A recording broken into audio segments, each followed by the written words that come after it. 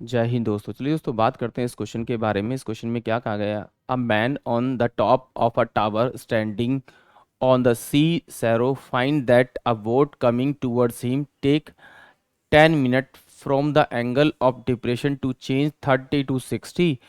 Find the time taken by the boat to reach the shore from this position. यानी कि simple सी बात है, examiner ने मुझे एक पिक्चर दे रखी है और उसने कहा है कि दो पॉइंट्स हैं। ये एक पॉइंट मेरे को ये दे रखा है, एक पॉइंट मुझे बी दे रखा है, एक पॉइंट मुझे सी दे रखा है और एक पॉइंट डी दे रखा है। अब उसने कहा इस पॉइंट से इस पॉइंट पर आने के लिए उसे कितना मिनट लगता है? 10 मिनट लगता है।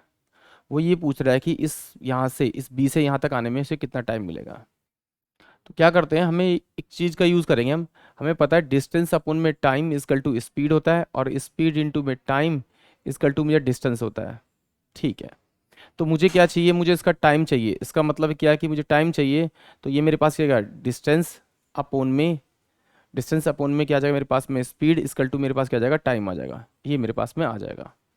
अब देखिए, मुझे एंगल दे रखे हैं इसने, तो ती मेरा सबसे छोटा एंगल है, तो जितना दूर होगा ऑब्जेक्ट से उतना बड़ा एंगल होगा, उतना छोटा एंगल होगा, और जितना पास होगा वो उतना बड़ा एंगल होगा। ये तो मुझे कन्फर्म है। अब मैंने क्या किया, इसको मैंने थोड़ी देर के लिए एज्यूम कर लिया। क्या एज्यूम कर लिया? कि भाई इनके बीच का डिस्टेंस ना कांस्टेंट है। आपको भी एज्यूम कर लेना है। मैंने माना कि इनके बीच का जो वो है डिस्टेंस वो 36 है। अगर ये डिस्टेंस 36 है तो इसका मतलब है कि ये तो मेरा 18 होने वाला है, क्योंकि ये इसका हाफ होगा। एक बार देख लेते हैं, ये कितना होगा मेरा? 120, क्योंकि स्ट्रेट लाइन एंगल है 120। तो ये 30 है तो ये कितना हो जाएगा? ये भी आपका 30 हो जाएगा। अब ये 36 है तो ये 36 होगा। अब ये 36 है, अब इसमें देखिए ये तो 90 डिग्री का होगा, ये 60 है तो ये 30 होगा मेरा। अब मुझे पता है जो चीज़ 90 के सामने वाली जो साइड होती है उसको अगर हाफ करूँ तो वो 30 के सामने वाली आती है, यानी कि 18। देखो इसका हाफ आएगा। अब मुझे क्या क्या रखा है कि एग्जामिनर ने क्या क्या रखा है कि भाई ये यहाँ से यहाँ तक पहुँचने में कितना 10 मिनट लेता है। बट मैंने तो इसका डिस्टेंस मान रखा कितना? ये मेरे को क्या रखा? डिस्टेंस का 36। तो अगर डिस्टेंस को अगर मैं टाइम से डिवाइड करूँ तो ये मेरे पास क्या आती है? स्पीड आती है। अब मुझे उस व्यक्ति की स्पीड पता लगी, वो किस स्पीड चल रहा है। तो उसी से अगर मैं इसको डिवाइड कर दूँ 18, 36 इंटू में 10, तो ये क्या? 18 दूनी 36 यानी 5। तो यानी कि वो पहुँचने के लिए वहाँ से कितना लेगा? 5 मिनट लेगा। यानी कि इस क्वेश्चन का आंसर जो है वो नन ऑफ दिस, यानी कि ऑप्शन डी होगा। देखिए एक बार वो देख लेते हैं इसको।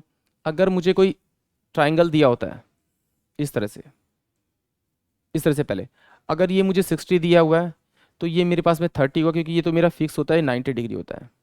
60 के सामने वाला जो होता है वो हमेशा अंडर रूट 3 होता है, और 90 के सामने वाला वो 2 होता है, और ये 30 के सामने वाला 1 होता है। अगर आपको किसी तरह से ये वाली वैल्यू पता लग जाए तो आप ये वाली वैल्यू मान सकते हैं, निकाल सकते हैं। तो मैंने माना कि मेरे पास 30, मैंने एज्यूम कर लिया कांस्टेंट, मैंने मान लिया कि वो 36 मीटर की दूरी पर है। अगर ये 36 मीटर है तो इसका मतलब है ये भी तो मेरा 36 होगा, क्योंकि ये दोनों बराबर होंगे, क्योंकि ये 36 डिग्री एंगल है, ये भी 30, तो ये 36 होगा। यानी ये 2 है, इसको क्या बनाना पड़ेगा? 36। तो इससे मैं 2 से इसे 18 से मल्टीप्लाई करो 36 बन जाएगा, और आप इसी से मल्टीप्लाई करेंगे तो ये कितना आ जाएगा आपका? 18। यानी कि ये जो डिस्टेंस जो चला है वो 18 चला है।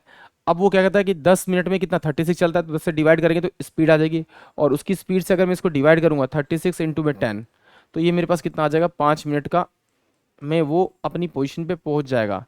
यानी कि इस क्वेश्चन का जो करेक्ट आंसर होगा वो 5 मिनट होगा। आई होप आप सभी को क्वेश्चन समझ में आया होगा। जय हिंद, जय भारत।